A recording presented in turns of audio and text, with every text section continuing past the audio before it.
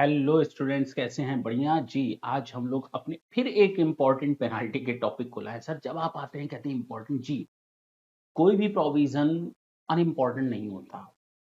उसका यूटिलाइजेशन किसी भी समय कभी भी किसी को भी पड़ सकता है।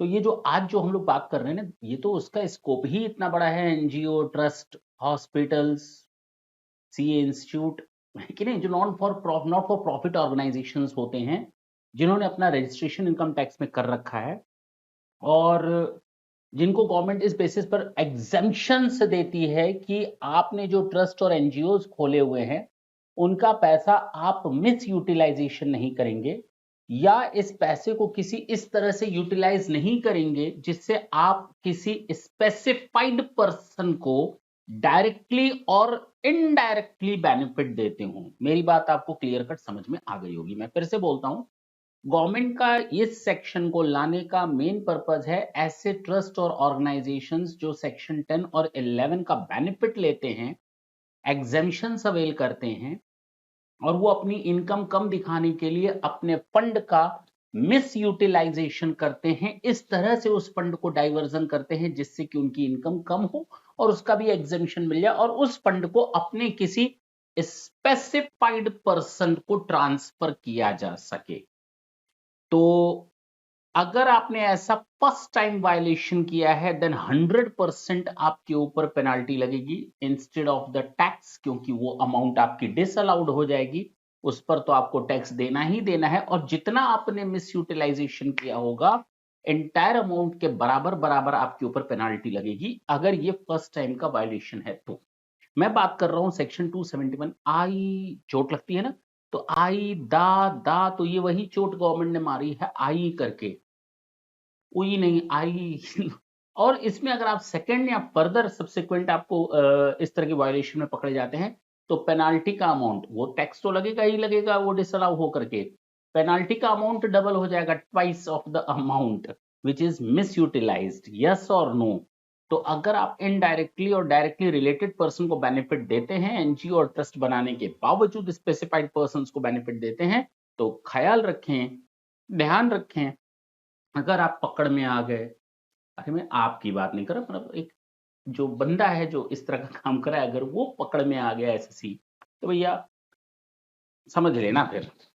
तो ये सेक्शन इसी के लिए है। मैं फिर बता देता हूँ, थोड़ा एक्सप्लेनेशन कर देता हूँ। डिटेल में एक्सप्लेनेशन करने से आपको ये फायदा होगा एग्जाम्पल्स वगैरह से कि दिक्कत नहीं होगी कभी। Section 271 AEI pertains to penalty imposed for violation to the misuse of income by certain institution or trust that enjoy tax exemptions under specific provisions Section 10 and Section 11.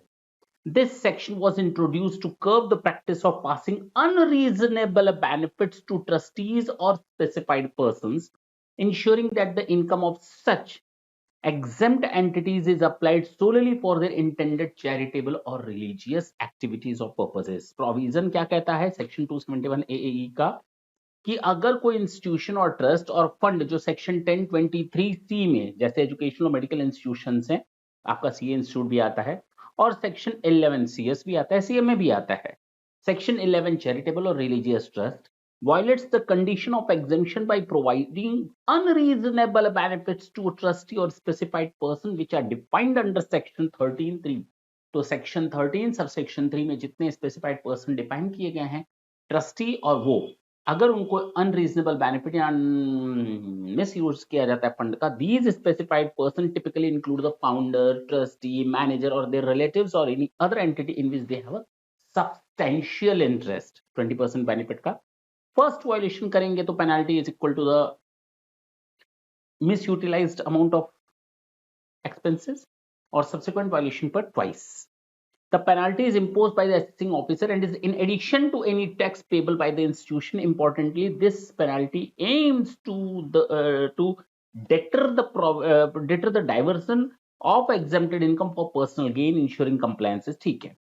Condition for imposition, ठीक है, 1023C specified person होने चाहिए, ठीक है, benefit दिया गया specified person को, show cause notice और नेचुरल जस्टिस का अपॉर्चुनिटी ऑफ बीइंग हर्ड का बेनिफिट दिया जाएगा। देखिए आपके सामने एक एग्जांपल है, एक चैरिटेबल ट्रस्ट है, रजिस्टर्ड है अंडर सेक्शन 11 और स्कूल रन करता है, वो टैक्स एग्जेम्पशन अवेल करता है 24-25 के लिए प्रीवियस ईयर में. The trust earns an income of 50 lakhs from the donation and fees. However during an audit the income tax department discovers that the trust paid 5 lakh as a consultancy fees to the trustee's brother. अब trustee ने अपने भाई को consultancy fees दी. अब या तो वो genuine amount होगा या तो नॉन जेन्युइन होगा. मान लेते हैं यहाँ पर जेन्युइन नहीं है, एक्चुअली वो अमाउंट उसने कोई सर्विस दी नहीं थी, ऐसे ही दिखा दिया उसने हमको कंसल्टेंसी दी. काहे की कंसल्टेंसी? वो ईंट भट्टे का वो ईंटा रखना था ना इधर से उधर, तो उसकी कंसल्टेंसी दे दी. वो बिल्डिंग बनवाया था ना, उसकी कंसल्टेंसी. भैया जेन्युइन चीज बोलो जो हजम हो पाए, डाइजेस्ट हो पाए. या 1 लाख के बदले 5 लाख दे दिया, 2 लाख के बदले 5 लाख दे दिया. Unreasonable amount. This payment is deemed to an unreasonable benefit. First violation होगा तो 5 लाख अगर दिया है तो 5 लाख के बराबर की पेनाल्टी लगेगी, और टैक्स तो 5 लाख को डिसअलाउ करके लगेगा ही लगेगा. हाँ या ना? अगर सब्सिक्वेंट होता है तो 10 लाख के बराबर पेनाल्टी लगेगी.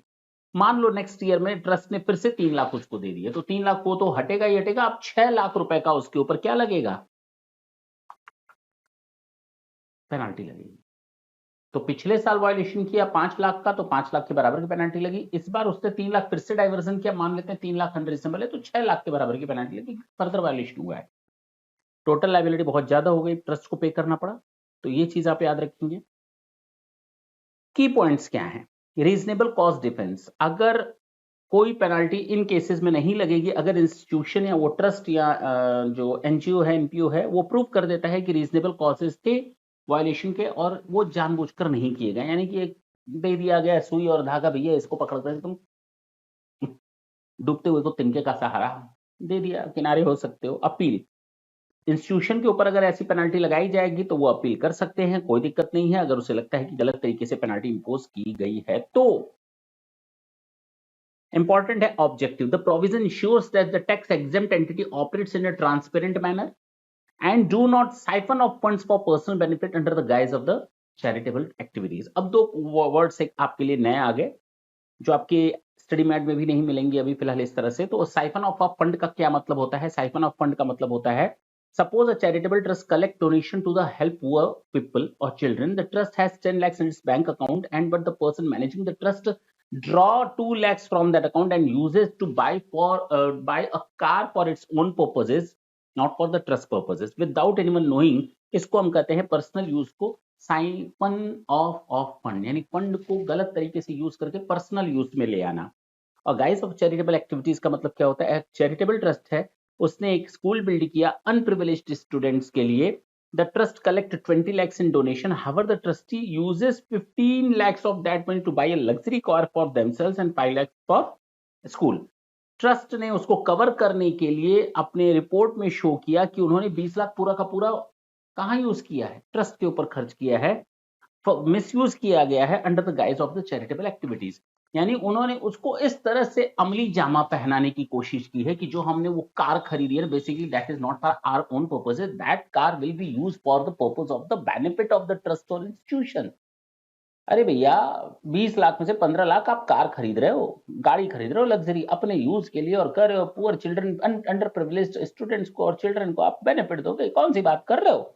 ये सब बात मत करो. आपने ना उस अम्ब्रेला का बेनिफिट उठाया है जो गवर्नमेंट ने आपको दिया है, आप जानबूझकर उस अम्ब्रेला की छाया ले रहे हो और कह रहे हो हम तो इसको अंडर प्रिविलेज्ड स्टूडेंट्स को बेनिफिट दे रहे हैं. That can not be done because they are pretending to do charity while actual use of the money is for personal purposes. That's it. इसको करें guise of the charitable activities की charitable activities के सहारा लेकर के हम किसी खर्चे को चैरिटेबल एक्टिविटीज बताएं, बेसिकली वो पर्सनल है. ऊपर क्या था साइफन ऑफ फंड का? कि हम उस फंड का मिसयूज कर रहे हैं दूसरी तरीके से, जो क्लियर कट एविडेंस है कि that is for personal use. दूसरे में क्या है? Guys of the charitable guys of charitable activities का मतलब क्या हुआ? कि हम उसको इस तरह से दिखाने की कोशिश कर रहे हैं कि वो मेरे चैरिटेबल एक्टिविटीज क्या. पहले में ऐसा नहीं था साइफन ऑफ में, जबकि दूसरे में ऐसा है. तो उम्मीद करते हैं आपको ये section I 271 I double A समझ में आया होगा. तो आई नहीं भूलेंगे, आई दा क्या हुआ, वो क्या हुआ, एनजीओ और एनपीओ को सुई लगा दी गई. नेक्स्ट सेशन में फिर आपसे मिलेंगे एक इंपॉर्टेंट सेक्शन के साथ वंस अगेन, और देखेंगे पेनाल्टी कैसे इंपोज की जाती है. तब तक के लिए tata and bye bye. Thank you. Thanks a lot.